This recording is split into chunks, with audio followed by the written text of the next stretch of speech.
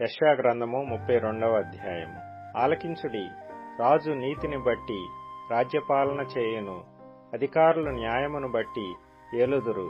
మనుష్యుడు గాలికి మరుగైన చోటు వలెను, గాలి వానకు చాటైన చోటు వలెను ఉండును. ఎండిన చోట నీళ్ల కాలువల వలెను, అలసట పుట్టించు దేశమున గొప్ప బండ నీడ వలెను ఉండును. చూచువారి కన్నులు మందముగా ఉండవు, వినువారి చెవులు ఆలకించును. చెంచలుల మనస్సు జ్ఞానము గ్రహించును, నత్తివారి నాలుక స్పష్టముగా మాట్లాడును. మూఢుడు ఇక గనుడని ఎంచబడడు, కపటి ఉదారుడనబడుడు. మూఢులు మూఢవాక్కులు పలుకుదురు, భక్తిహీనముగా నడుచుకొందురు.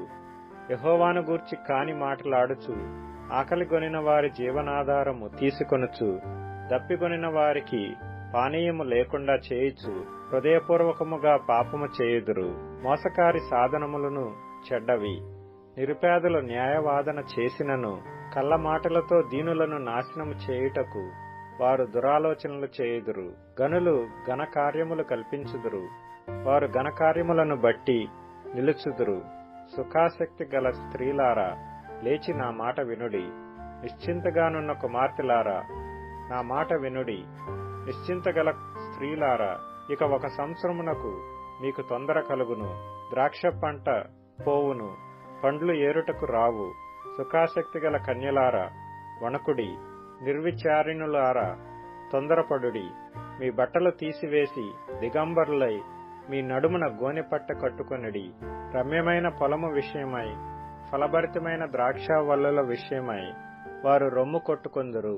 నా జనుల భూమిలో, ఆనందపురములోని ఆనంద గృహములన్నిటిలో ముండ్ల తుప్పలను బలు రక్కసి చెట్లును పెరుగును. పైనుండి మన మీద ఆత్మ కుమ్మరింపబడు వరకు నగరి విడవబడును, జన సమూహము గల పట్టణము విడవబడును. కొండయు కాపరుల గోపురమును ఎల్లకాలము గుహలుగా ఉండును. అవి అడవి గాడిదలకు ఇష్టమైన చోట్లుగాను, మందలు మేయు భూమిగాను ఉండును. అరణ్యము ఫలభరితమైన భూమిగాను, ఫలభరితమైన భూమి వృక్షవనముగాను ఉండును. అప్పుడు న్యాయము అరణ్యములో నివసించును, ఫలభరితమైన భూమిలో నీతి దిగును. నీతి సమాధానము కలుగు చేయును, నీతి వలన నిత్యమును నిమ్మలము నిబ్బరము కలుగును. అప్పుడు నా జనులు విశ్రమ స్థలమునందును, ఆశ్రయ స్థానముల యందును, సుఖకరమైన నివాసముల యందును నివసించెదరు. అయినను అరణ్యము ధ్వంసమగునప్పుడు వడగండ్లు పడును, పట్టణము నిశ్చయముగా కూలిపోవును. సమస్త జనముల యొద్దను విత్తనములు చల్లుచు, ఎద్దులను గాడిదలను తిరగనిచ్చు మీరు ధన్యులు.